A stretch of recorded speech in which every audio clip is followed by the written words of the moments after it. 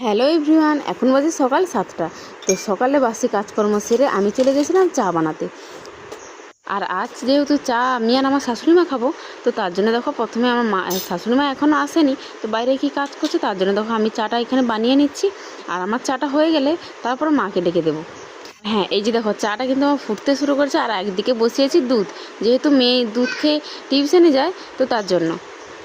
আর হ্যাঁ, এখন এখন তোমরা হয়তো বলতেই পারো যে অন্ধকার কেন, কারেন্টটা এইমাত্রই চলে গেছে। আর দেখো চাটা কিন্তু আমার হয়ে গেছে, তো এখানে ঢেলে নিচ্ছি 2 কাপে। তারপর দেখো এটা হয়ে গেলে যে মাকে ডেকে দেবো, দিলে মা এসে খাবে আর আমি নিয়ে নেব। আমার কিন্তু চা হয়ে গেছে।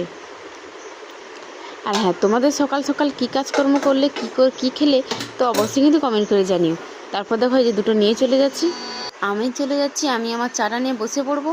আর হ্যাঁ, এদিকে দেখো আমার মেয়ে কিন্তু ওই যে দুধটা গরম করছে না, ওটা খেয়ে কিন্তু ও পড়তে চলে গেছে। তারপর দেখো এই দুটো চা নিয়েছি, আর আমি আমার দুটো বিস্কুট নিয়ে নিয়েছি চায়ের সঙ্গে। আর মা এখনও আসেনি, মা আসলে তার মার চাটা খাবে। আর যেহেতু আমি বসে পড়েছি, চাটা ঠান্ডাও হয়ে যাবে, তার জন্য আমি কিন্তু চাটা খেতে বসে পড়েছি।